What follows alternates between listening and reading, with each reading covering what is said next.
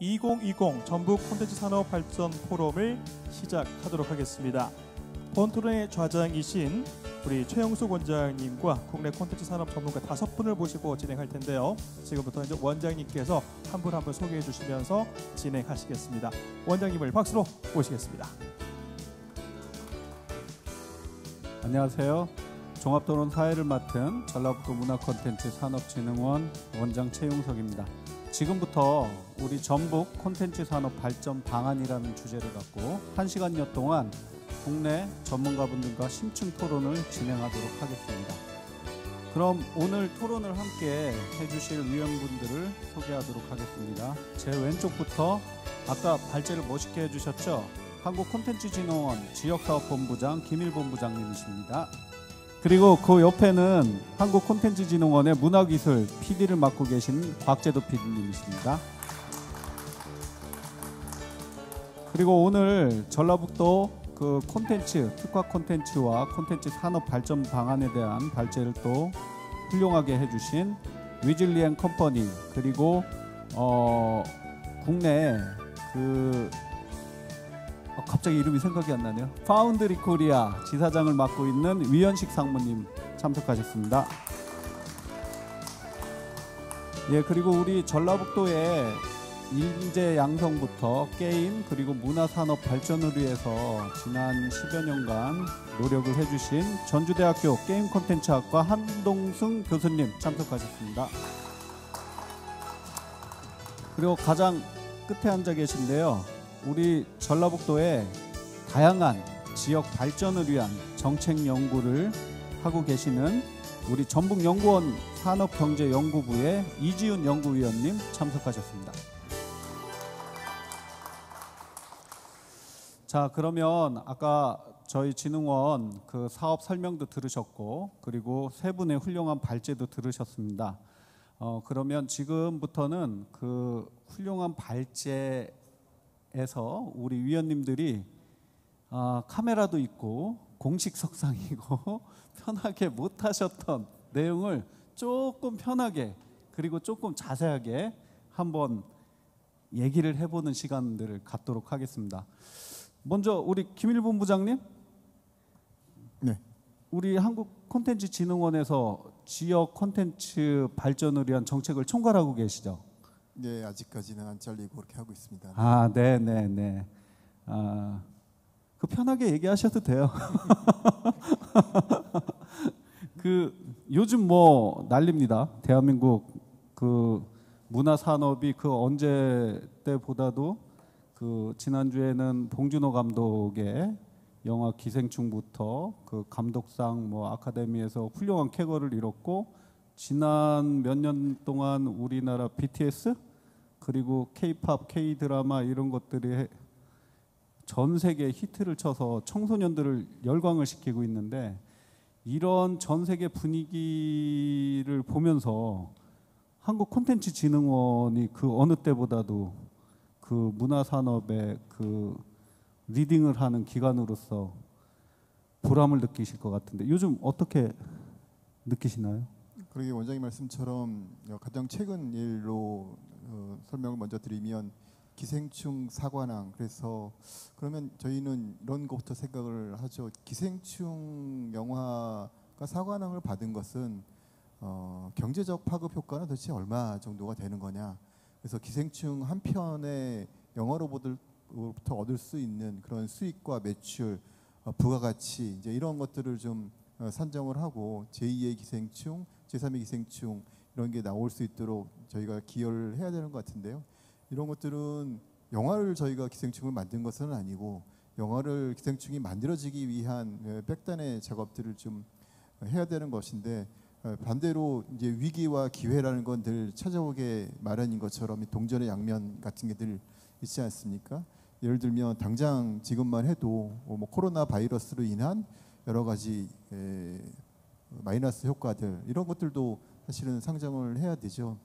저는 원장님 말씀한 것 중에서 하나를 더 꼽자면 게임 분야의 배틀그라운드 같은 게임도 하나의 배틀로얄 장르를 만들어낸 것이기 때문에, 물론 그 원조라고 할 수 있는 게임이 있기는 하지만 그것을 인기의 흥행에 성공한 그런 게임의 반열에 올랐던 점들은 한국의 게임이 굉장히 자부할 만하다라는 생각을 하는 거죠. 한국 게임이 만들어냈던 장르 창시가 MMORPG라는 것을 장르를 창시했고 그 뒤를 이어서 배틀로얄을 창시한 것들, 이 뒤에 숨어 있는 생태계를 잘 유지할 수 있도록 했던 것, 이런 것에 저희는 좀 더 주목을 하고 있습니다. 그래서 거기에 대한 보람을 좀 찾고 있고요. 네. 네, 그 말씀 잘 들었고요. 그 제가 지난 한 3년 전부터 지금 느끼는 거는 사실 현재 미래의 콘텐츠 산업적인 어떤 그 글로벌 시장에서의 폭발력, 점유력 이런 거보다는 BTS나 봉준호 감독 영화를 보면 우리 대한민국 사람들이 갖고 있는 어떤 재능, 끼, 탤런트 이런 것들이 지금 전 세계에서 이렇게 각광을 받고 있는 것 같거든요. 근데 이게 이제 실제 산업으로 그리고 제품과 서비스로 되려면은 조금 더 뭔가 힘있게 그리고 집중적으로 뭔가 지원을 좀 해야 될 것 같은 생각이 들거든요. 그런 측면에서 사실 저도 우리나라 문화산업 정책회의를 많이 참석을 해보면 실질적으로 우리나라에 잘 되고 있는 게임이나 드라마나 K-팝이나 그리고 영화 그쪽 전문가분들하고 이렇게 대화를 해보잖아요. 그러면 실질적으로 현장에서는 우리는 우리 생태계 안에 우리 플레이어들이 노력을 해서 지금의 성공을 이룬 거지 정부에서 큰 도움을 받아서 성공한 건 아니다. 예. 정부가 방해만 안 해줬으면 좋겠다. 이 어떤 규제나 이런 걸 잘 풀어줬으면 좋겠다. 이렇게 얘기하는 거를 들었어요. 제가 얘기하는 게 아니라. 근데 그러면 우리가 지금 얘기하는 실질적으로 앞으로 미래 산업적인 콘텐츠 산업적인 부분들 그거를 어떻게 지원을 해야 되는지 그리고 또 오늘은 저희 전라북도 지역 콘텐츠 산업 발전을 위한 그 얘기를 하는 자리니까 거기에 맞춰서 좀 같이 의원님들하고 논의를 하면 더 좋을 것 같습니다. 자, 그럼 본부장님 다시 한번 질문을 또 드릴게요. 아까 제가 이제 BTS 사람이잖아요, 그렇죠? 그리고 K 드라마도 주로 드라마나 그런 거잖아요. 그리고 영화 봉준호 감독 영화인데 영화 산업이 어느 날 갑자기 헐리우드 같이 될 수 없잖아요.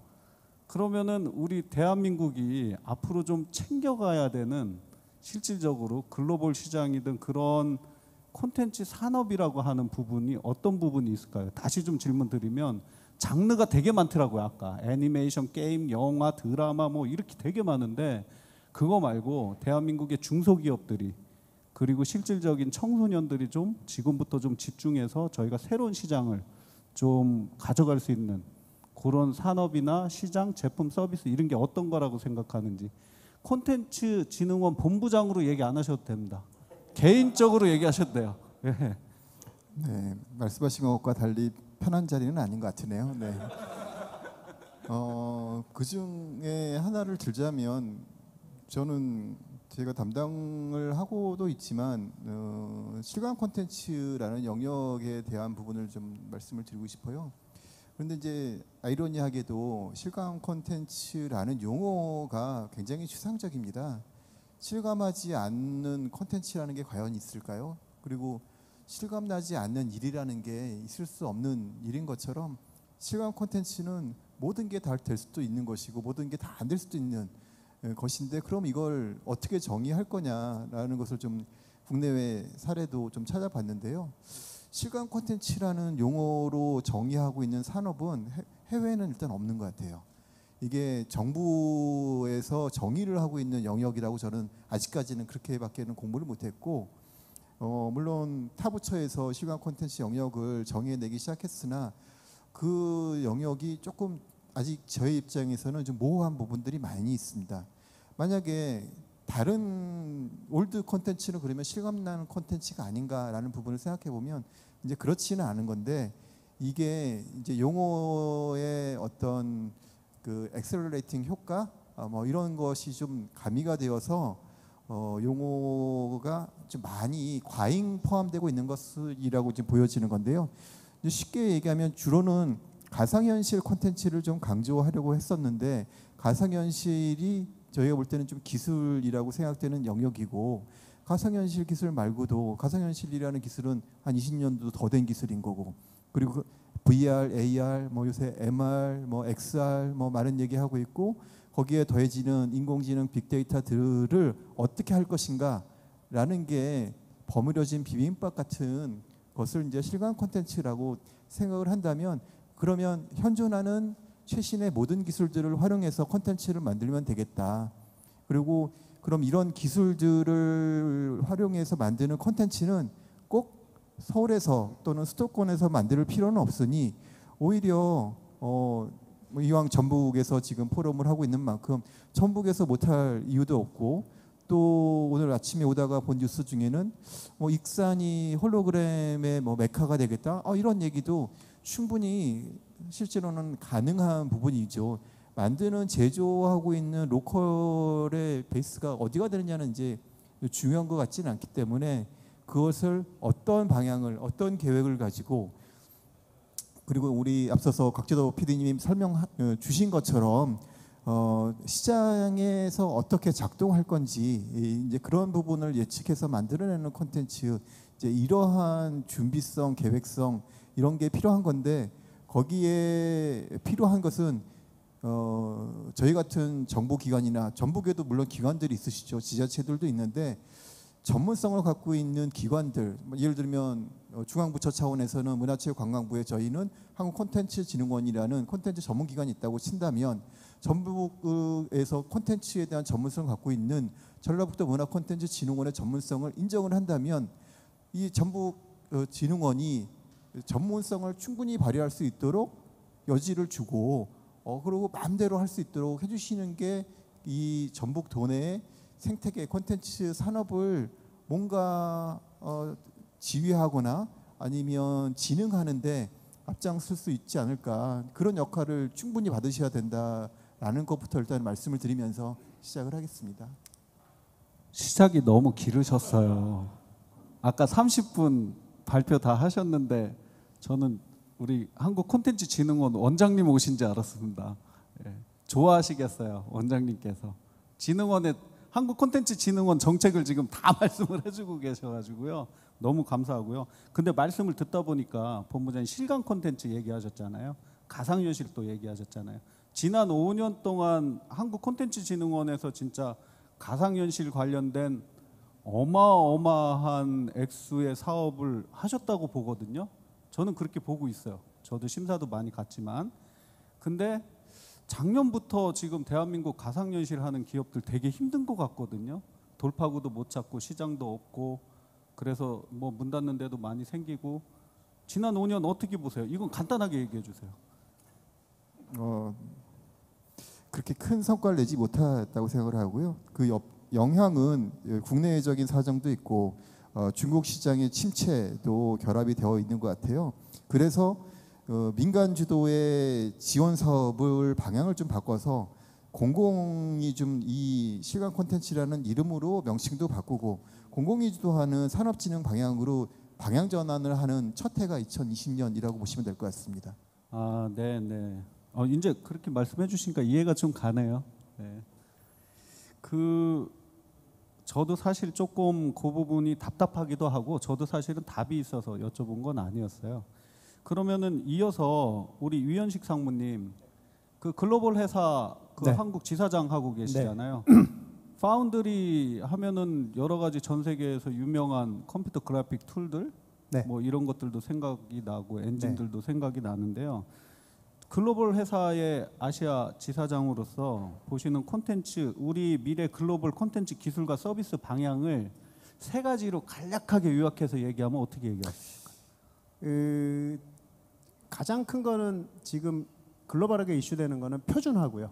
첫 번째는 표준화. 표준화에 대한 부분들을 사실은 정부나 각 기관에서 학교 같은 데서 정말로 열심히 이 표준화를 따라가 주셔야 될 것 같아요. 글로벌. 근데 표준화 어떤 표준화 네, 예를 말씀하시는 들면 거예요? 제가 이제 그 표준화 예를 들면 이제 저는 전문가가 아니라 저는 사실은 매니저입니다. 그래서 근데 이런 이야기를 하면 전문가라고 오해를 하시는데 Universal Scene Description이라는 USD라는 포맷이 있습니다. 이것을 컨텐츠 하는 사람들과 얘기하면 아는 사람들이 별로 없어요.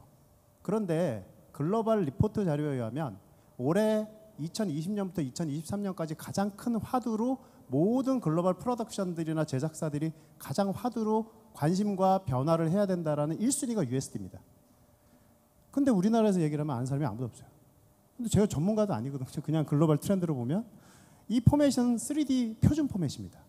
픽사라고 여러분들도 잘 아시는 그 픽사라고 이제 그 애니메이션을 만드는 회사가 오랫동안 3D라는 애니메이션 장르에서 거의 탑을 했는데 이 회사가 2016년 7월에 이 포맷을 자기네 인하우스 툴을 공개 소스로 오픈을 했습니다.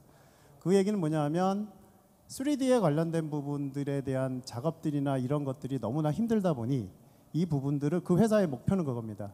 우리가 픽사에 있는 오랫동안 해왔던 노하우를 니네와 공개를 하고 오픈을 하고 쉐어를 할 테니 이 분야에 일하는 사람들이 모두 함께 발전을 더 시켜나가자. 제가 아까 말씀드렸던 그런 게 이제 표준화를 한번 만들어 보자. 그러면은 대형 영상의 컨텐츠에 있어서 대형 영상의 표준화.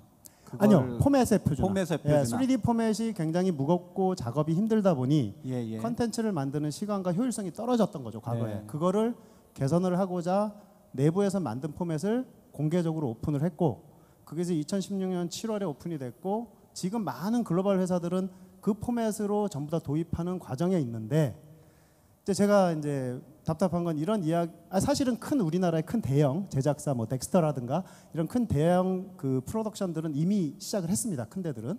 하지만 중소규모 내지 전북과 같은 중소기업들을 지원하는 곳은 이 용어조차 몰라요. 그러니까 저는 되게 안타까운 거죠. 반대로 얘기를 하면. 그러면은 첫 번째는 지금 그 대형 영상 포맷의 표준화를 네. 들었고요. 그것이- 두 번째는 뭐가 있을까요? 네, 두 번째는 이제 다양성입니다. 다양성. 네. 그러니까 무슨 얘기냐면 게임 엔진 여러분들 아시죠? 게임 엔진이 게임 엔진으로만 사용되는 게 아니라 의료, 기계, 그다음에 우리는 컨텐츠라고 얘기를 하지만 제가 안타까운 건 게임과 애니메이션에만 게임 엔진을 사용하는 것이 아니라 실제로 게임 엔진을 가장 많이 사용하는 것은 매니팩처입니다. 제조 쪽과 그다음에 말 그대로 아키텍처 이런 쪽에 게임 엔진 굉장히 많이 사용합니다. 그런데 이런 영역 자체가 사실 컨텐츠 만드는 사람들 입장에서는 엄청난 기회의 땅인데 아까 말씀드린 14개의 항목 안에서의 컨텐츠 산업으로 묶여 있지 말라라고 제가 부탁드린 게 여러분들 컨텐츠 만드는 사람들이 갈 수 있는 게 굉장히 다양하게 열리고 있다는 거죠. 아까 말씀드린 대로 포맷이 표준화되면 제작 방식이 굉장히 쉬워지고 빨라지고 이걸 가지고 게임 엔진에다 올려서 다양한 곳에 쓸 수 있게끔 다양성이 붙는다는 거죠. 그러면은 지금 디지털 시대에 네. 어떻게 보면 디지털 라이프 시대의 콘텐츠 활용과 서비스의 다양성 네. 이걸 말씀을 네, 하시는 네, 거죠. 네. 그럼 세 번째 특징. 세 번째는 고도화입니다. 고도화라는 예. 거는 지금 현재 컨텐츠에 가장 많이 사용되는 게 아시다시피 머신러닝 같은 게 대표적인 케이스입니다. 머신러닝과 그다음에 리얼타임 렌더링. 대표적으로 최근에 며칠 전에 MBC에서 했던 VR 뭐 아이와의 만남 이런 게 굉장히 화두가 됐는데 그 회사 이제 비브 스튜디오라는 곳인데 거기서 만들어서 그 아이를 형상을 만들었지만 저는 그 회사가 굉장히 노력하고 좋은 회사입니다. 근데 저는 안타까운 게 있었습니다. 그걸 보면서 예. 사실 거기 사용됐던 그 아이의 모습을 보면서 죄송한 얘기인데 작년 시그래프에서 발표한 디지털 도메인에서 만들어서 게임 엔진에다 올린 실사의 퀄리티는 정말 사람과 거의 비슷한 정도 수준까지 와 있거든요. 근데 아직까지 우리나라가 여기까지 못하나라는 약간의 안타까움. 사실은 그게 결국은 점점 게임 엔진을 가지고 고도화, 그다음에 머신러닝과 같은 AI 같은 비전 테크놀로지에 굉장히 강력한 힘을 가지고 GPU 베이스로 움직입니다. 이 부분에 대한 기능들을 모든 외국 회사들이 지금 모두 그 머신러닝을 도입을 하고 있는 상태입니다. 대표적인 거 짧게만요. 작업하는 게 가장 많이 손이 들어가는 일들이 있습니다. 예를 들면 로또스코핑이라는 작업이 있습니다. 뭐 하신 분들은 알죠. 이렇게 사람을 이렇게 따는 작업입니다. 그런 작업 자체가 자동화가 되는 거죠. 머신러닝에 의해서. 네. 그래서 고도화가 된다는 부분을 마지막으로 말씀드리고 싶습니다. 알겠습니다.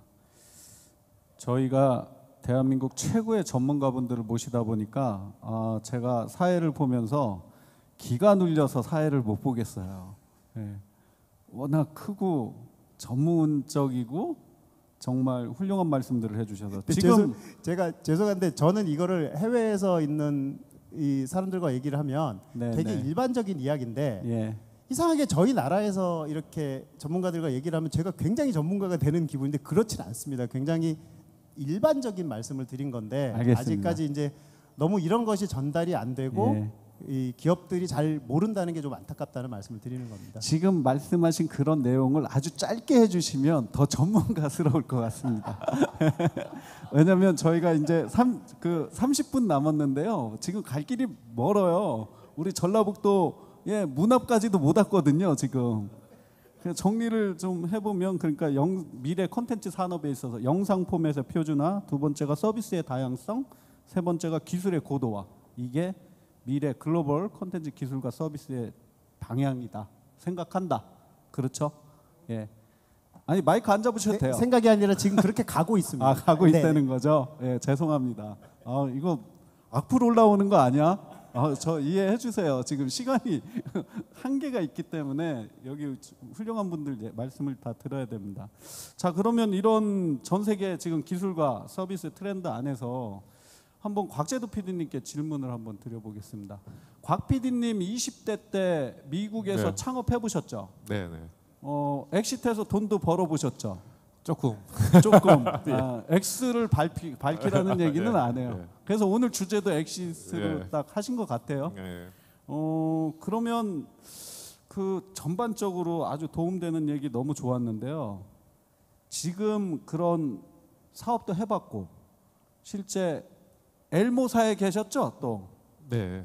한국 기업 딱 한 군데 한국 있어봤습니다. 기업, 엘모사. 예. 제가 끝에는 잘 모르겠고 엘모 전자에 계셨어요.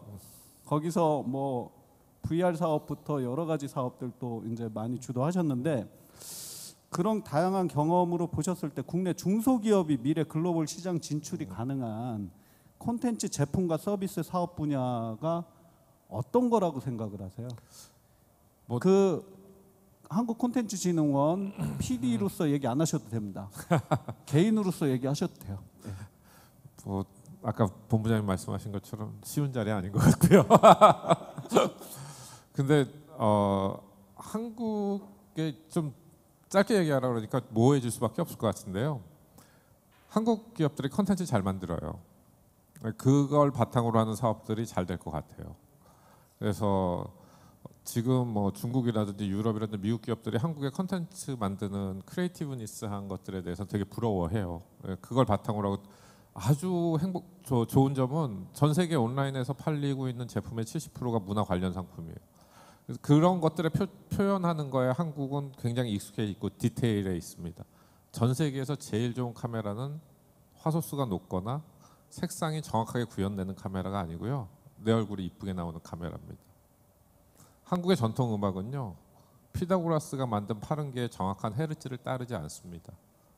우리가 듣기에 가장 좋은 음악이고 그 사람이 표출하는 겁니다. 이걸 살려서 라이브러리를 만들어서 실제 스토리를 제공했더니 글로벌한 K-팝이 되고요. 이런 스토리를 전달하는 능력들을 바탕으로 하면 굉장히 경쟁력이 있다고 생각합니다. 특히 1인 미디어는 개인을 만족시켜야 되기 때문에 굉장히 포텐셜이 있다고 생각합니다. 이런 강점을 좀 살리면 좋을 것 같고요. 더 이상 얘기하면 길어지니까 여기까지 하겠습니다. 처음에 20대 때 미국에서 벤처기업에서 돈을 버셨어요. 그 다음에 한국에 있는 엘모전자 글로벌 대기업에서 근무하셨어요. 지금 정부기관에서 일을 하시죠? 방금 말씀하신 거 별로 도움 안 되는 것 같아요. 지극히 정책적인 얘기하세요. 아니 정책적인 얘기가 아니고 그게 가장 성공할 수 있는 것 같아요. 그러니까 투자자들 입장에서는 설득을 해야 되잖아요. 그러니까 투자를 받기 위해서 그러니까 정책적인 과제를 따기 위한 방법이 지금 저처럼 투자자를 설득하는 방법으로 좀 바뀌었으면 좋겠어요. 무슨 얘기냐면 내가 이 기업이 가려고 하는 방향에서 내가 여기에 힘든 고리를 넘게끔 하는데 당신들이 지원을 해주셔야 됩니다. 라고 얘기하는 걸 그 기관에서 지원을 해줄 수 있는 방안으로 좀 바뀌어가면은 좋지 않을까. 그래서 그 지원을 하기 위해서는 이런 스토리가 글로벌리 잘 될 겁니다 하는 것들에 대해서 그럴 수도 있겠네 하고 지원해 주는 게 되게 중요한데요. 그 컨텐츠의 디테일함이 우리가 굉장히 큰 장점이라면 그런 걸 표출해주는 사업들에 대해서 적극 지원해주는 게 맞지 않나 싶습니다. 구체적인 거는 길어지니까 묻지 마시고요. 네네. 아니 조금 더 이해 가게 말씀해 주셨어요. 예, 예. 자, 그러면 지금 우리나라 전체의 그 지능 정책적인 내용도 김일 본부장님 말씀해 주셨고, 글로벌 콘텐츠 기술과 서비스 방향도 얘기를 해 주셨고, 그 다음에 제품 서비스를 위한 어떤 방안도 오늘 발제하신 세 분이 말씀을 해주셨는데요. 그러면 한번 우리 전라북도 지역의 실질적인 문제점, 피부로 느끼는 거 이런 거를 한번 들어보도록 하겠습니다. 사실 한동순 교수님께 제가 이 질문 드리려고 하는데요. 우리 전라북도에서 전라북도 콘텐츠 산업 진흥으로 해서 정말 노력 많이 하셨잖아요. 여러 가지 분야로, 다방면으로. 교수님께서 보시는 전북 콘텐츠 산업 생태계 현재 현황과 문제점 뭐라고 생각하십니까? 예. 사실 뭐 콘텐츠 산업이 이제 필요하고 중요하다고 이제 한 뭐 십몇 년 전부터 계속 얘기했지만 사실은 크게 변한 게 없다는 생각을 참 많이 하고 있거든요. 그러니까 정부의 이제 그 지역 콘텐츠 산업 육성 정책도 이제 많이 왔었지만 계속적으로 반복되는 여러 가지가 많았던 것 같고요. 그래서 지역에 이렇게 있으면 사실은 서울과 계속 비교를 해 가면서 보면 사실은 모든 게 다 부족하다고 생각이 들어요. 대표적으로 뭐가 어떻게 이제 부족하다고 저는 생각하세요? 일단은 가장 어려운 게 이제 인력인 것 같아요. 그러니까 이게 다양한 인력들을 갖다 우리가 확보할 수가 없기 때문에 특히 좀 숙련된 인력들, 그러니까 지금 기업들 같은 경우도 그런 얘기를 참 많이 합니다. 그러니까 숙련된 인력을 어떻게 키울 것이냐에 대한 부분들, 데려올 것인가에 대한 부분, 대학교에서도 실제로 학생들을 갖다 키워나가는 데 있어서 보면 아무래도 교수들은 약간 그 현실에서 많이 떨어지는 측면들이 존재하잖아요. 그러다 보면 좀 더 이제 현실에서 현장에 있는 사람들의 숙련된 기술들을 학생들에 가르쳐주고 싶죠. 근데 이제 그런 부분들이 연결이 잘 안 돼요. 너무 멀다 보니까. 그래서 이런 어떤 그 인력에 대한 부분, 특히 이제 숙련된 인력을 얼마나 잘 확보할 수 있느냐가 기업도 그렇고 학교도 그렇고 가장 필요하지 않나 생각을 하고 있고요. 그러면 잠시만요. 예. 지금 말씀하신 거에 지금 사실 각 부처별로 예. 인력 양성, 청년 인재 양성 사업을 안 하고 있는 데가 없어요.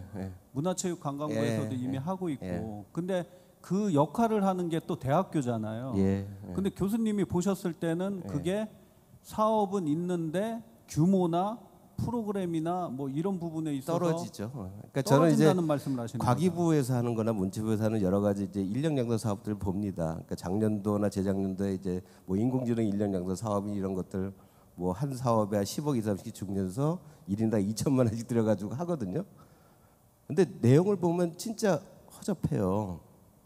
그러니까 그건 제가 가르쳐도 더 잘 갈 것 같은 느낌을 갖거든요. 비전문가라고 할 수 있는 사람들이. 그러니까 실질적으로 돈이 들어가는 것과 실제 어떤 효용을 나타내는 부분들 보면 참 차이가 많다는 걸 알 수가 있다는 거죠. 그러니까 돈이 헛되이 쓰이고 있다라는 측면을 좀 많이 생각을 하고 있고요. 저는 이제 그런 부분들을 아까 뭐 대학에서 많이 한다고 했지만 실질적으로 보면 대학이 운영을 하지 않아요. 거의 이제 학원들이 학원의 운영을 위해서 하듯이 이제 거의 그렇게 이제 사업들이 진행되고 있는 것들이 대부분이고요. 저는 항상 중앙부처에서 얘기하는 게 뭐냐면 기존의 교육기관 시설도 다 돼 있고 인력도 있고 조금만 지원해 주면 잘할 수 있는 데를 지원해 주지 왜 다른 데 줘가지고 또 다른 일을 또 계속 만들어가고 있느냐 이런 것들을 얘기를 많이 하거든요. 그게 이제 지금 인력 양성의 어떤 현실이 아닌가 생각이 들고 이제 두 번째로 이제 기술이란 부분입니다. 그러니까 아까도 뭐 고도화 얘기하시고 인공지능 빅데이터 뭐 AR, XR 뭐 얘기 많이 하지만 실질적으로 그런 기술들을 지역에서 과연 구현할 때가 얼마나 있을까? 그런 걸 지원해주는 센터는 있는가? 이런 부분을 참 고민을 많이 합니다. 그러니까 제가 이제 2010년부터 15년까지 문화기술공동연구센터를 했는데 그때 생각은 뭐였냐면 그런 첨단의 기술들을 지역에 있는 기업체에 제공하고 지원해주는 역할을 하자는 거였어요. 근데 지금 이제 여러 가지 어떤 문화부의 정책들을 보면 그런 어떤 기술 지원 센터가 없어요. 지금 현재로 보면. 그러다 보니까 서울과 지역과의 격차는 계속 벌어질 수밖에 없는 거거든요. 그래서 현실적으로는 지역마다 그런 기술을 갖다 지원해 줄 수 있는 일정 정도의 R&D 역할을 하면서도 실용 기술들을 지원하고 그다음에 전달해 줄 수 있는 이런 어떤 센터 역할들을 할 기관들이 많이 필요하다는 생각을 합니다. 특히 이제 이 문화기술 같은 경우 그렇고요. 또 한 가지 얘는 사실은 어떻게 보면 이거는 지원 사업이나 돈으로 해결할 수 없는 분야일 수도 있는 건데 저는 경험이라고 생각을 해요. 그러니까 인력과 기술과 그다음은 경험이 필요하다고 생각하는데, 그러니까 제작 경험이거든요. 뭐든지. 그러니까 사실 콘텐츠는 많은 경험, 그러니까 노하우들이 많이 필요한 그런 사업이라고 생각을 하고 있어요. 산업인데 이제 그런 제작 경험들이 많은 사람들이 사실은 있어야 되고 자기가 실제로 해볼 수 있는 경험들이 필요하다는 거죠. 이제 그러면 결국은 뭐냐하면 여러 가지 시범 사업들이 지역에서도 많이 일어나고 이제 그런 걸 통해서 기업체들이 자기의 숙련도가 높아갈 수 있는 이런 기회들을 줘야 된다고 생각을 하는 거거든요. 근데 대부분의 지원 사업들을 보면은 현실적인 성과만을 요구해요. 이제 그게 지금 현실의 문제죠. 그러니까 성과가 중요한 게 아니라 그 성과를 통해서 기업체, 지역에 뭔가가 남는다는 걸 봐야 되는 건데 이제 그걸 위해서 지원을 하는 거거든요. 모든 사업들은. 그래서 저는 현재 이제 그 지역에서 모든 것이 부족하지만 실질적으로 그런 세 가지 부분들을 조금씩 해결을 해준다면 상당히 이제 지역에서 가능성은 높다. 훨씬 서울보다도 저는 이제 그렇게 생각을 하고 있습니다. 그래서 뭐 그 다음에 또 뭐 뒤에도 비슷한 얘기가 있겠지만 그 다음에 어떤 그 실용적인 문제에 있어서는 시장을 만드는 거거든요. 아까 이제 뭐 VR 산업 얘기하면서도 그런 얘기를 참 많이 했는데 저는 VR 산업 처음 시작할 때부터 그런 얘기를 했어요. 이거는 공공에서부터 시작해야 되는 산업이다. 업체한테 암만 만들려고 해도 그거는 만들어서 팔 데가 없으면 그거는 산업이 클 수가 없거든요. 그러면 교육부, 국방부, 뭐 농림부 이런 데서 살 수 있게 만들어주고 그 자금을 지원해주고 거기서 구매를 하면 많은 업체들이 만들 수밖에 없잖아요. 그러면서 하나하나 쌓아나가고 산업이 커지는 거거든요. 근데 지금은 뭐냐 하면 이 부분이 부처 간의 어떤 협력이 잘 안 되다 보니까 조정이 안 되는 거예요. 문체부가 암만 노력해도 과기부가 암만 노력해도 다른 데서 그걸 얘기 안 해주거든요. 가장 단적인 예가 뭐냐 하면 교육부와 VR 산업에 대한 얘기를 이제 확산하기 위해서 이제 많은 초등학교에 VR 기기들을 제공하고 이런 사업들을 펼쳤어요. 네. 근데 뭐가 일어났었냐면 이제 그 연령 제한이 있잖아요. VR 그게 한번 딱 터지고 나서 교육부에서 딱 놓여버렸거든요. 그러면서 작년에 이 사업이 완전히 교육부에서 초등학교에 지원하는 사업이 다 없어져 버렸어요. 그러니까 네. 이런 부분들이 어떻게 보면 산업을 키우려는 입장에서 다시 제고돼야 되는데 교육부는 그냥 사실 초등학교도 다 쓰잖아요. HMD 다 쓰고 다 이제 보거든요. 근데 그런 부분에 하나의 그 문구 하나 때문에 그런 어떤 정책적인 오류를 피고 이제 그것이 산업에 아주 큰 영향을 미쳤다는 것이 어떻게 보면 안타까운 일이죠. 네, 네, 알겠습니다. 그 교수님은 발제를 안 하셨기 때문에 제가 시간을 많이 드렸어요. 근데 제가 듣고 싶은 얘기를 다 하셨습니다. 지역의 전문 인력이 부족하고 기술력을 쌓고 기술력을 축적하고 할 수 있는 뭐 그게 기관이 됐든 사람이 됐든 그게 부족하고 경험, 다양한 경험에 의한 그게 부족하고 이제 시장이 없다 이렇게 말씀을 해주셨거든요. 총체적인 문제라고 보여집니다. 제가 진흥원 원장으로서요 참 답답한 게 좋은 기업을 유치를 하라고 그래요. 유치를 했어요. 근데 거기 대표님들이 힘들어하는 게 6개월 이상 직원을 못 뽑고 있대요. 예, 전주대학교도 얘기하고 전북대학교도 얘기했는데 직원이 없대요.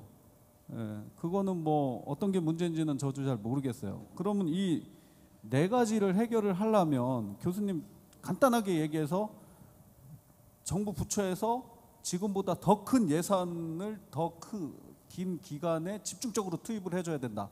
이렇게 얘기하면 되나요? 아니요, 저는 이제 예산의 규모가 중요하지 않은 것 같아요. 네. 적재적소에 얼마나 돈을 주느냐의 문제거든요. 적재적소에. 그러니까 돈의 양은 중요하지 않은 것 같습니다. 그러니까 우리 전주대만 하더라도 이제 어떤 콘텐츠 분야가 중요하고 하는 것들은 뭐 알고는 있죠. 그렇지만 정부에서 그런 사인을 줘야 되거든요. 조금이라도 네. 사업을 줘서 너 이런 거 키워라, 너 잘하고 있다. 네. 이러면 학교에서는 우리를 격려하고 열심히 하라고 할 거 아니에요. 그러면 네. 이 분야가 클 수가 있거든요. 예. 그러니까 저는 그런 것 같아요. 그러니까 이 돈의 양의 문제는 아닌 것 같습니다. 사실 대학만 해도 여러 사업비가 있고 기업도 여러 사업비를 받잖아. 그렇지만 필요한 일을 하게 만들어야 되는 거예요. 지금의 지원 사업은 뭡니까? 그냥 계약을 했고 내가 기간 내에 만들어야 되고 그러니까 억지로 만들어내잖아요. 네. 자기 도움 안 돼도.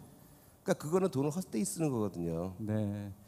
교수님을 모셨더니 이게 저희 전라북도 문화콘텐츠 산업진흥원에다가 하시는 얘기도 있는 것 같고요. 아니요, 그건 아니고 한국 콘텐츠진흥원에도 말씀하시는 콘진이나 부분이 문체부 전체된 얘기.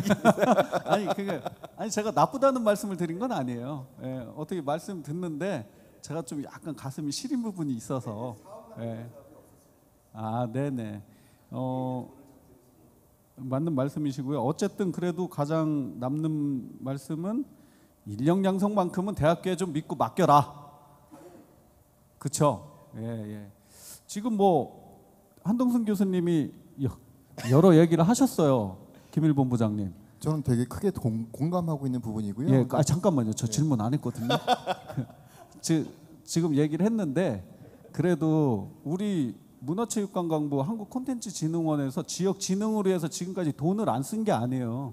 10년 이상 동안 전국의 뭐 광역권에 어마어마한 돈을 썼는데 이렇게 수요 측에서는 계속 이 얘기가 나오고 서운한 얘기가 될 수도 있고 뭐 그런데 거꾸로 우리 한국콘텐츠진흥원 입장에서 우리 전라북도만 꼭 바라보지 마시고 전국 진흥원에 이렇게 아니면 지역에 이렇게 지금까지 쭉 예산을 이렇게 했는데 뭐 이렇다 왜 성과를 못 내냐 이런 얘기도 좋고요. 본부장님으로 안 하셔도 됩니다. 콘텐츠는 결국은 사람이 만드는 거기 때문에 콘텐츠에서 가장 필요한 거 하나만 대라 그러면 당연히 인력을 대야 되는 게 맞습니다. 저도 마찬가지로 생각을 하고 있고요. 첫 번째 우리 한 교수님 말씀하신 것 중에 이제 이런 거죠.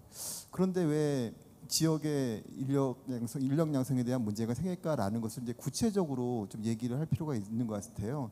저도 지역 콘텐츠 산업의 문제점은 공통적으로 인력 양성에 대한 문제라고 생각하는데 그 중에 첫 번째 요인은 대학교는 있지만 대학원이 없는 게 하나의 문제인 것 같고요. 두 번째는 그래서 미스매칭이 나는 프로젝트 위주의 인력 양성 지원 체계 이것이 약간 미스매칭이라고 생각을 하는 거죠. 세 번째는 그러면 지역에 우수한 기업을 유치했을 때 그 우수 인력한테 우수한 인건비를 줄 수 있느냐 이것이 또한 네 번째 미스매칭의 요인이라고 생각을 하는 거예요. 통계적으로 보면 이렇게 되어 있어요. 그 국내 콘텐츠 산업 통계에서는 콘텐츠 기업의 수가 약 한 13,000개라고 치면 그 중에 서울에 35% 정도가 있어요. 나머지 65% 정도가 지방에 있는 거죠. 매출은 정반대예요. 매출은 거의 한 65% 이상이 서울에서 발생을 하는 거예요. 그리고 비서울, 저는 여기 비서울이라고 하는 이유는 경기도도 다 포함해서 말씀드리는 거예요. 그럴 정도로 서울이 압도적이니까 비서울에서 나는 매출이 35% 이하인 거죠. 네. 그러면 사업체 수랑 비교해 보면 종업원은 어떻게 해야 되느냐? 종업원은 거의 비슷해요. 결국은 무슨 얘기냐면 기업체에서 그만큼 페이를 못 해준다는 얘기예요. 네, 네. 이 문제를 해결을 해야 된다는 거죠. 근데 지금 지역사업 본부장님을 맡고 계시잖아요. 그 해결 방법이 뭐예요? 그 방법이 그래서 저는 처음에 이제 발표를 드렸지만 그 해법이라고 제가 제시한 게 명칭을 이제 금이환양 프로젝트 이런 걸 좀 하시면 좋겠다라고 하는 거는 네네. 결국은 자금 지원을 어떻게든 해서 버전을 해줬으면 좋겠습니다. 우수한 인력이 하버드 다녀온 유학생이 서울에서 근무할 수 있게 하는 것처럼 서울에 가서 근무한 우수 인재가 다시 전주에, 전북에, 군산에, 익산에 근무하게 하려면 그만큼 셀러리를 맞춰줘야 되는 거잖아요. 그 못 맞춰주는 것 때문에 못 내려오는 것도 있을 테니까 그 부분을 맞출 수 있는 것은 저희도 하겠지만 정주 여건이라고 하는 거, 집 마련이라든가 자신의 가족들이 같이 여기에 머물 수 있도록 하는 것은 저희가 근무하고 있는 나주도 마찬가지예요. 나주에 근무하고 있지만 콘텐츠진흥원의 직원들도 약 한 10% 정도밖에 가족 이전을 못하는 이유는 다 맞벌이를 하고 있는데 혼자만 외벌이로 나주 이전을 해가지고는 안 되는 그 필요성을 좀 해소를 해줘야 되는 부분이라는 거죠. 그것은 정부 부처만 할 수 있는 것은 아니고 지자체의 역할도 같이 동시에 발휘가 돼야 힘을 발휘할 수 있는 것 같아서 말씀을 드리는 거죠. 네, 말씀을 듣다 보니까 이제 가슴에 점점 와닿아요. 예, 진심을 담아서 말씀하고 계신 것 같습니다. 네 가지 미스매치 정말 되게 의미 있게 들었습니다. 그리고 금이 한양 프로젝트 아주 좋은데요. 금이 한양 하고 싶네요. 그리고 정주 여관 지역에서도 또 이렇게 좀 생각을 해야 된다.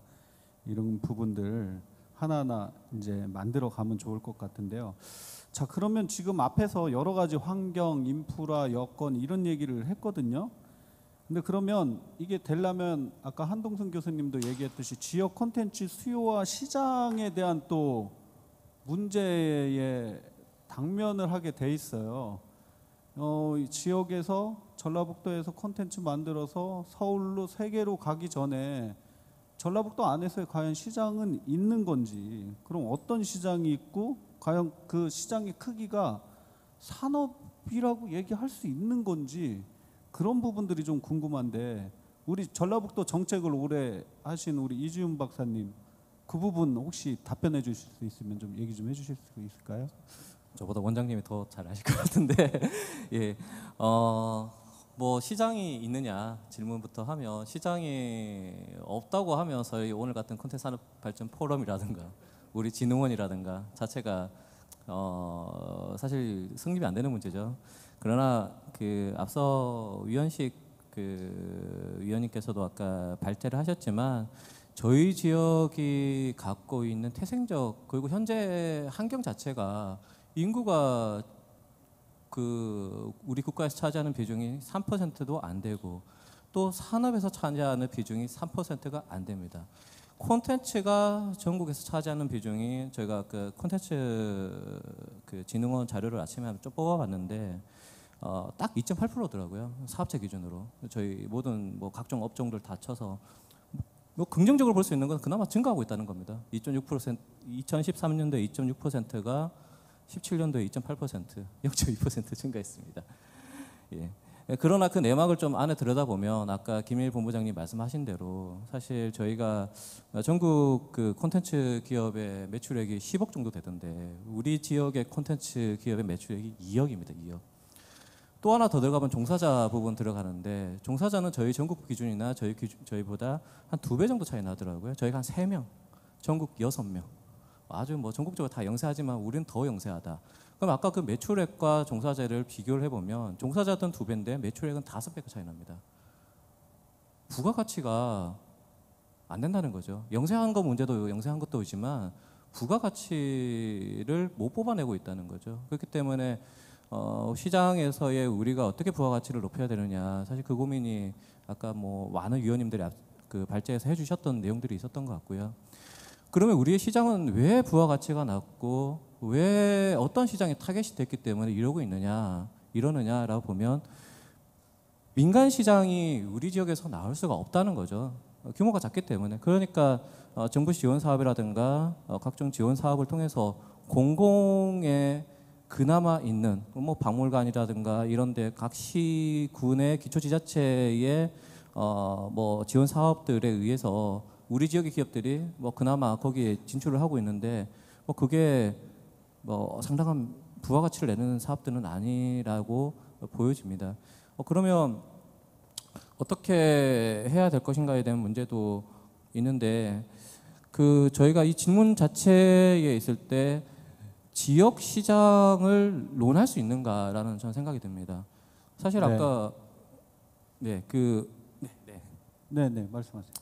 지역 시장이 뭐 수도권에 다 몰려 있고 나머지 지역 다 적은데, 지역 시장만 딱히 나눠가지고 시장이 얼마나 되느냐 이런 것 자체가 좀 논하기보다는 우리 지역의 산업을 어떻게 경쟁력을 강하게 해서 어떻게 발전적으로 지향해 나갈 것인가, 뭐 그런 부분 아까 한 교수님 말씀 인력, 기술, 그리고 저는 저희 지역에서 만들었다고 우리 지역의 시장이라고 우리 지역의 기업만을 위한 뭐 지원 사업 뭐 이런 것들을 좀 파괴해야 되지 않느냐. 물론 진흥원에서도 많은 사업들이 도외 기업들 지원도 있는 걸로 제가 방금 전에 봤는데, 좀 더 경쟁력 있는 지역에 있는 업체들을 어떻게 협력할 것인가, 어떻게 그들을 우리 지역에 끌어들일 것인가, 좀 그런 것들을 하면서 우리 산업을 좀 더 키워 나가야 되지 않는가 생각을 해봅니다. 네, 아주 인상적인 말씀이었어요. 2억이라는 시장, 그리고 평균 직원 3명. 저도 몰랐던 걸 어디서 어느 통계조사? 콘텐츠 산업진흥원 그 산업백서 진흥원. 예, 저희가 한번 뽑아봤습니다. 네, 제가 공부를 더 해야 되겠네요. 그래서 아까 민간 시장은 거의 없고 공공 시장이 대부분 있다 이런 말씀을 해주셨거든요. 그래서 이런 현실에서 저희 콘텐츠진흥원도 사실 힘들어요. 왜 힘드냐면 일단 우리 전라북도에 있는 콘텐츠 전문 기업이 많지가 않더라고요. 그 주요 활동하는 게 20개에서 30개. 거기에 비해서 우리 한국콘텐츠진흥원에서 지역 발전을 위해서 주는 사업은 되게 많습니다. 사업비가 되게 많아요. 100억 이상 돼요. 그러다 보니까 수요자가 정해져 있다 보니까 어떻게 저희는 심사를 공정하게 하거든요, 항상. 근데 어떻게 하다 보니까 그분들끼리 이렇게 나눠 갖는 형태로 결과론적으로는 그런 결과가 봉착을 하게 되더라고요.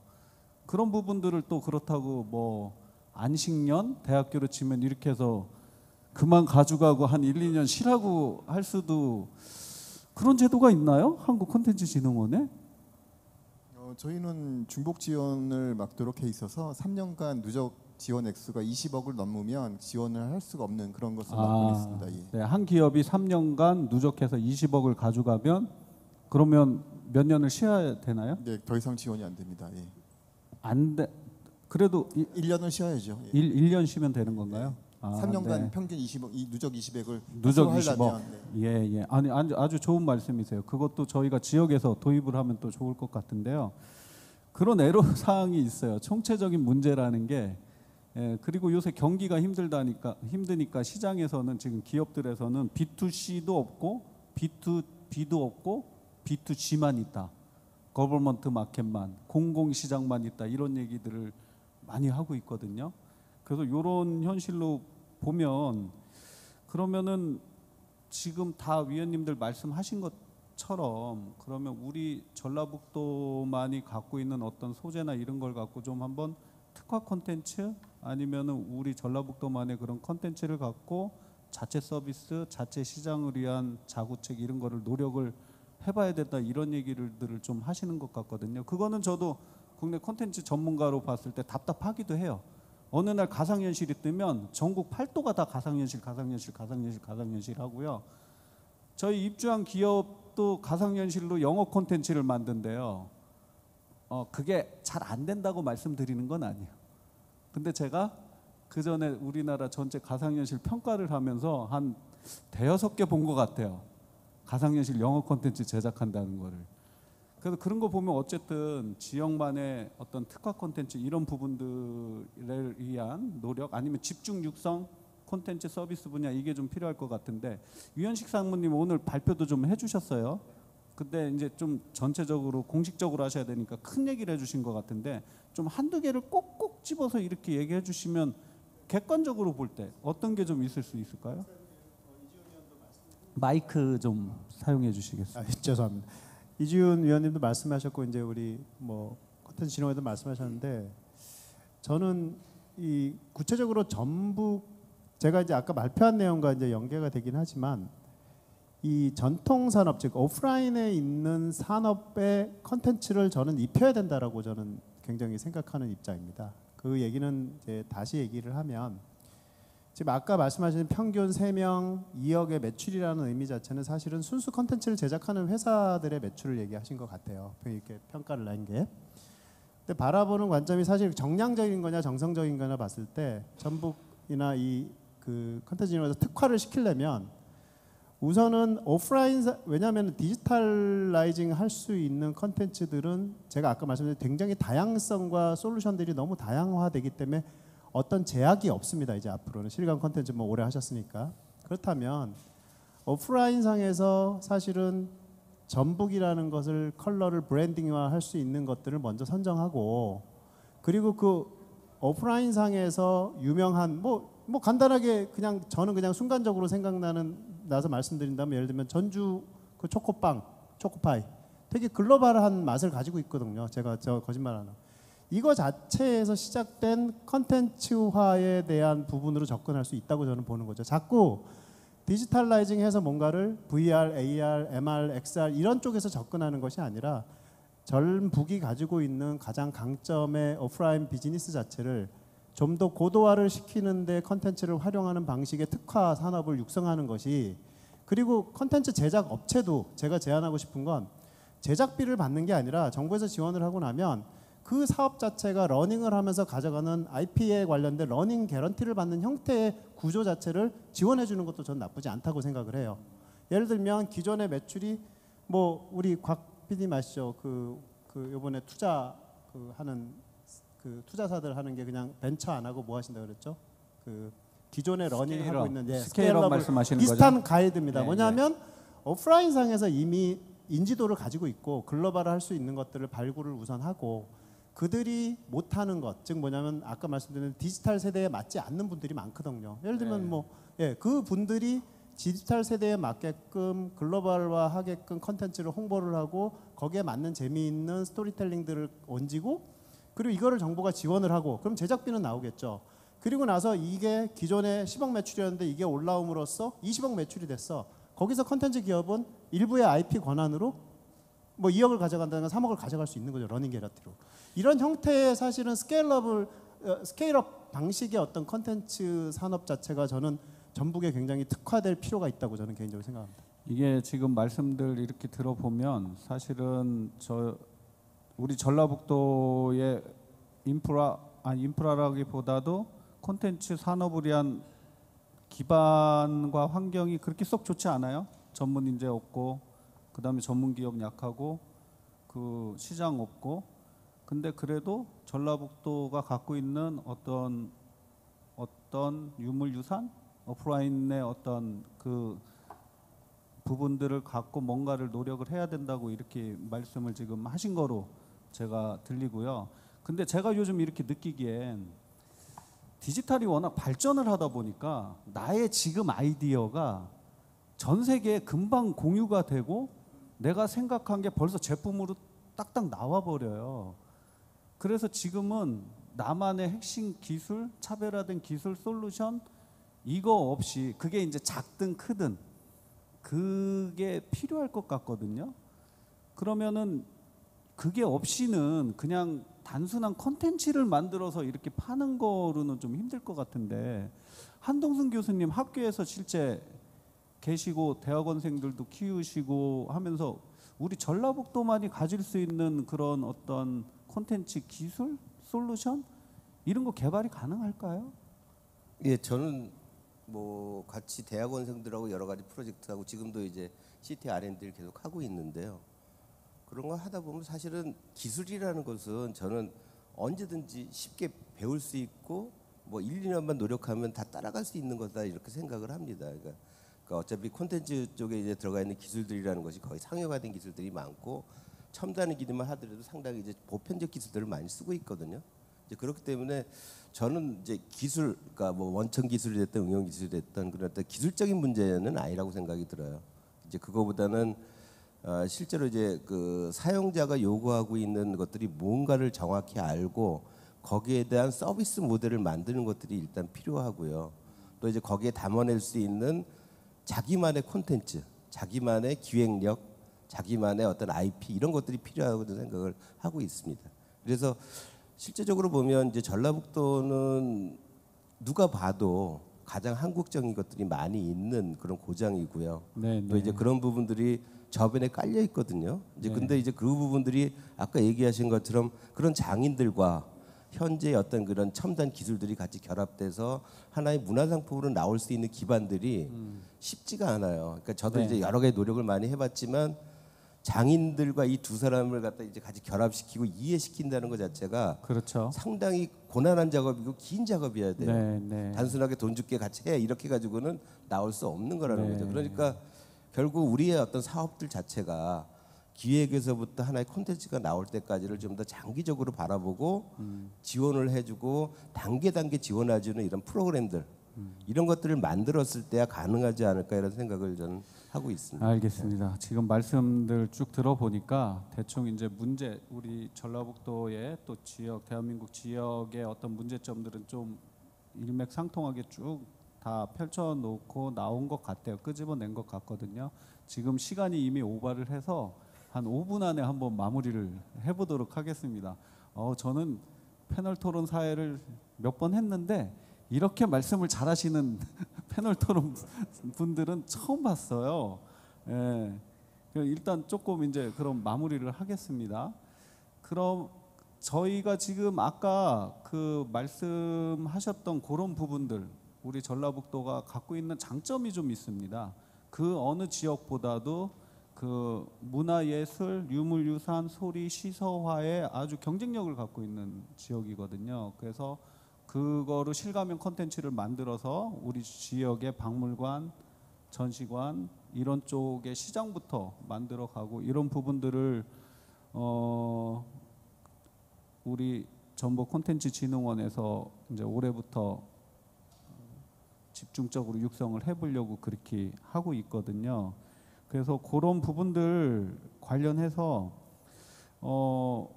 하나씩만 조금 질문을 드릴게요. 곽재도 PD님은 아까 엑싯 모델 많이 말씀하셨잖아요.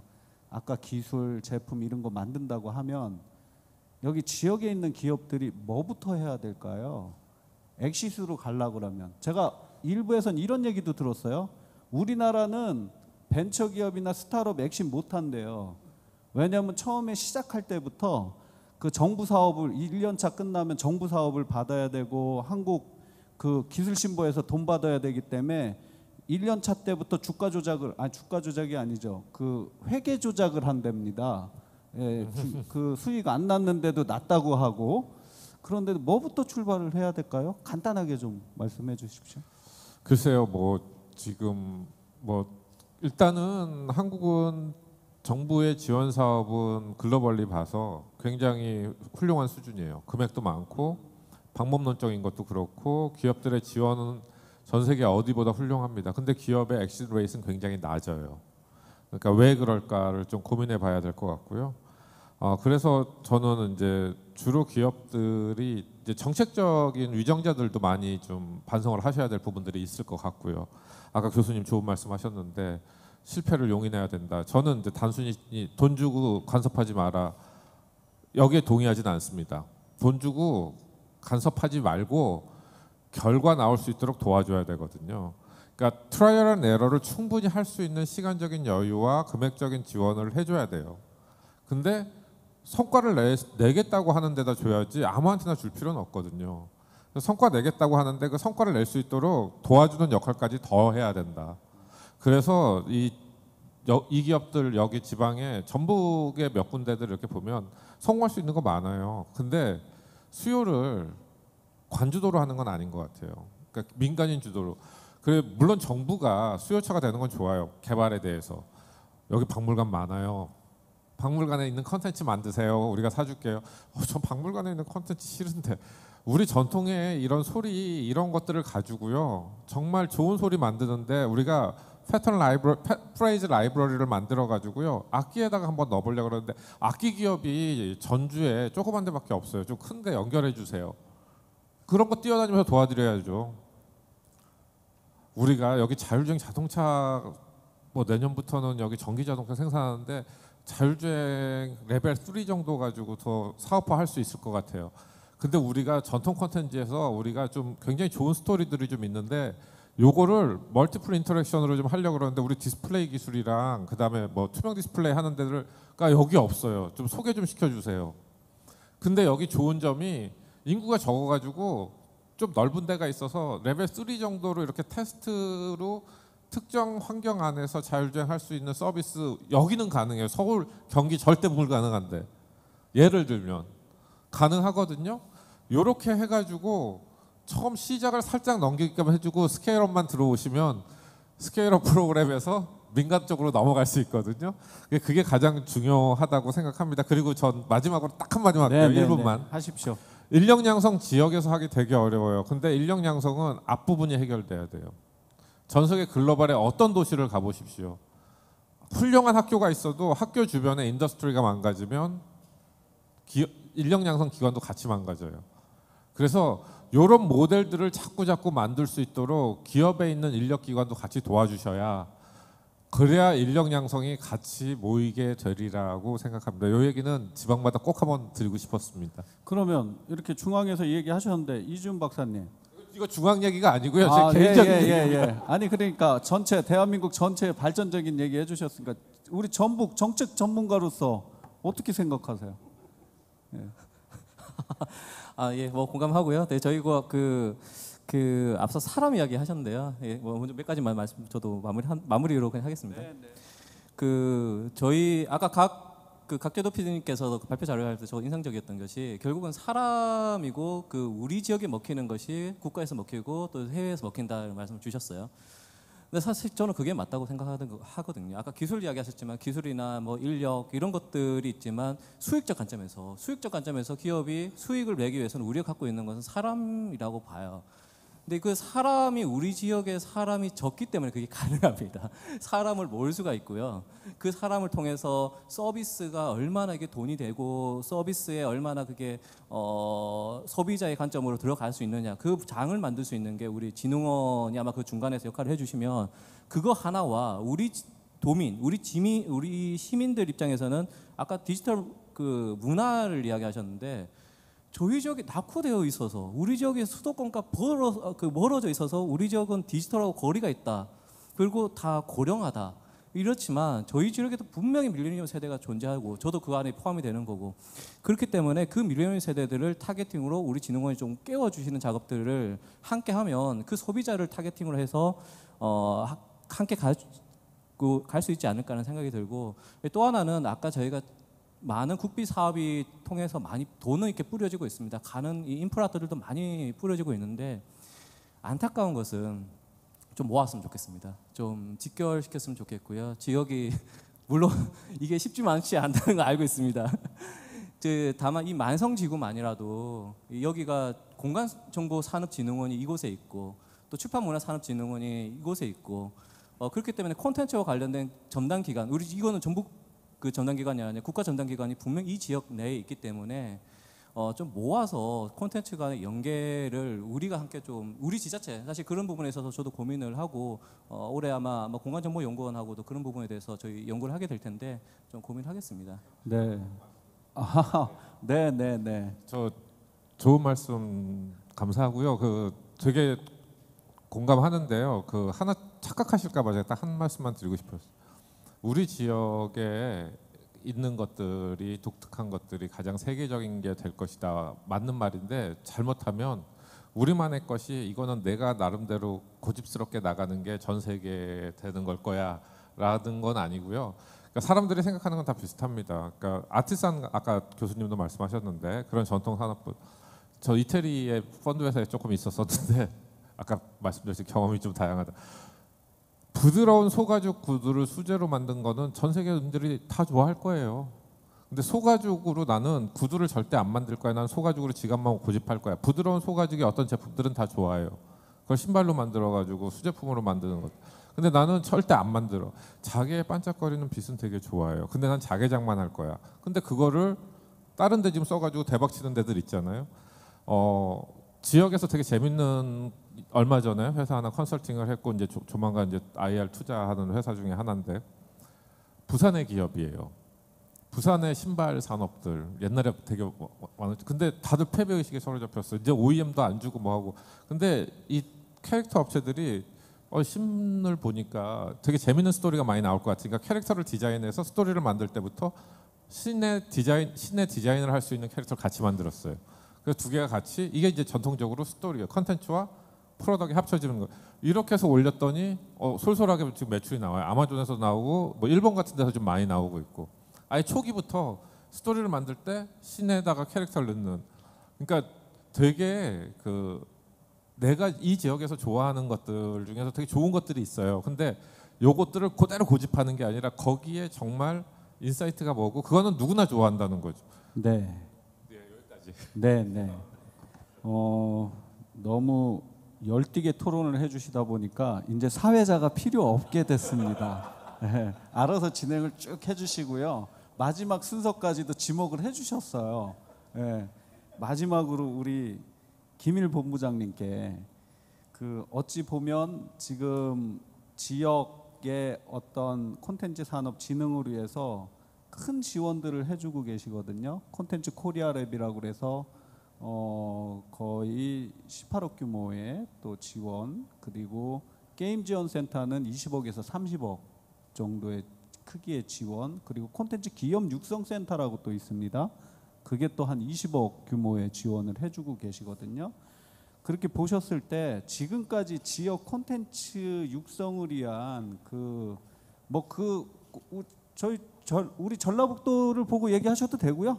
전국 진흥원이나 뭐 지역을 광역을 보고 얘기하셔도 되는데 지역 콘텐츠 육성 사업에 좀 아쉬운 점이 이런 거였고 앞으로는 이렇게 좀 하면은 더 기업 육성이 잘 될 것 같다. 이런 거를 마무리 발언으로 얘기를 해주시면 예쁘게 포장이 될 것 같습니다. 오늘 행사가. 네. 다 아쉽죠. 이렇게 말씀해 주신 지금 열거하신 사업들이 다 파편화돼 있고 어떻게 보면 흩어져 있는 상황이거든요. 그래서 저희가 각 해당 지역 하나하나를 보다 보면 이 사업 담당자들 간에 유기적으로 운영을 잘 못하고 있어요. 나는 게임만 하고 있고 누구는 콘텐츠 기업 육성센터만 하고 있고 누구는 콘텐츠 코리아 랩 하고 있고 누구는 음악 창작소 하는데 또 음악 창작소 같은 시설을 또 어딘가 만들려고 해요. 이게 저희는 이것을 다 개별 단위 사업들로 내려드렸지만 이것을 통합 운영을 하는 것은 그 기관의 몫이라고 생각을 하고 그래 주셨으면 좋겠다는 바람을 가지고 있고요. 콘텐츠진흥원에서 하고 있는 국고 지원 사업, 이거는 제가 저희 기관이 같이 찾아봤는데 전 세계에서 이렇게 하는 데가 없어요. 한국만 기업에 대한 지원 사업들을 하고 있더라고요. 그런데 저희는 어떤 걸 또 돌이켜 보고 있냐면 이것에 대한 성과는 그러면 어떻게 되는 거야? 라고 또 찾고 있어요. 이 성과가 단기적인 성과를 단발마처럼 저희가 찾는 건 아니에요. 그러나 국고 사업의 투입이 이렇게 큰 액수로 되고 있는데 성과가 없다고 한다면 이것은 지향점이 잘못됐든 사업 자체가 잘못됐든 방향성이 다시 바뀌어야 되는 것으로 생각을 하기 때문에 그래서 지역에서 저희가 막 뭐 어떻게 최근에 가지고 성과를 내시라라고는 하고 있지는 않지만 성과를 내지 않으시면 없어질 것 같아요 라고 말씀드리는 거예요. 이러한 지원 사업이 계속 유지되어야 한다고 말씀하시지만 이거 나중에 저희의 힘이 아니라 다른 외부의 힘에 의해서 없어지면 같이 망하는 거잖아요. 이런 생각 때문에 이 성과는 어떤 식으로든지 유의미해야 되고 그것이 단기적이 아닐지라도 장기적으로 어떤 바탕이 되는 밑거름이 되도록 해야 되는 그런 역할을 해주십사 하는 같은 동지적인 마음에서 마무리로 말씀드려보겠습니다. 네, 감사합니다. 오늘 1시간 넘게 국내 그리고 우리 전라북도 콘텐츠 전문가분들 모시고 우리 전북 콘텐츠 산업 발전 방안이라는 주제로 이렇게 열띤 토론을 진행을 했습니다. 사실 많은 지난 투자가 있었고 노력이 있었고 또 그 속에서 우리가 배운 게 있고 그리고 앞으로 또 숙제가 있습니다. 오늘 한 번 더 우리 전라북도의 콘텐츠 산업 발전을 위한 그런 문제가 뭐고 또 앞으로 개선해야 되는 부분은 뭐고 또 우리에게 남은 건 무엇인지에 대해서 논의해보는 아주 훌륭한 자리였습니다. 오늘 토론 같이 해주신 위원님들께 진심으로 감사드리고요. 지금 빛보다도 더 빠른 디지털이 전 세계를 바꿔놓고 있습니다. 그리고 너무나 빠르게 우리 환경과 그리고 산업이 발전을 하고 있습니다. 그 어느 때보다도 디지털 환경에서 우리가 생태계 협업 함께 해야 멀리 가고 빨리 가고 깊이 가고 누구보다도 더 발전적으로 갈 수가 있습니다. 우리 전라북도 콘텐츠 기업인들 그리고 콘텐츠 관련된 모든 분들 힘내시고요. 더 발전된 모습으로 다음에 또 뵙도록 하겠습니다. 이상으로 토론을 마치겠습니다. 감사합니다. 네, 열띤 토론 함께 해주신 우리 전문가분들께 다시 한번 박수 한번 크게 부탁드리겠습니다. 그리고 또 멋지게도 진행해주신 우리 원장님께도 박수 한번 부탁드리겠습니다. 고맙습니다. 자, 늦은 시간까지 여러분들도 함께 해주셨는데요. 오늘 여러분들과 함께한 2020 정부 콘텐츠 산업 발전 포럼을 이것으로 마치도록 하겠습니다. 앞으로도 여러분들의 꿈을 위해서 열심히 또 함께 진행할 수 있고 또 지원할 수 있는 진흥원의 또 모습들 여러분들 기대해 주시고요. 오늘 모든 자료들은 진흥원 홈페이지에서 함께 하실 수가 있겠습니다. 여러분 안녕히 계십시오.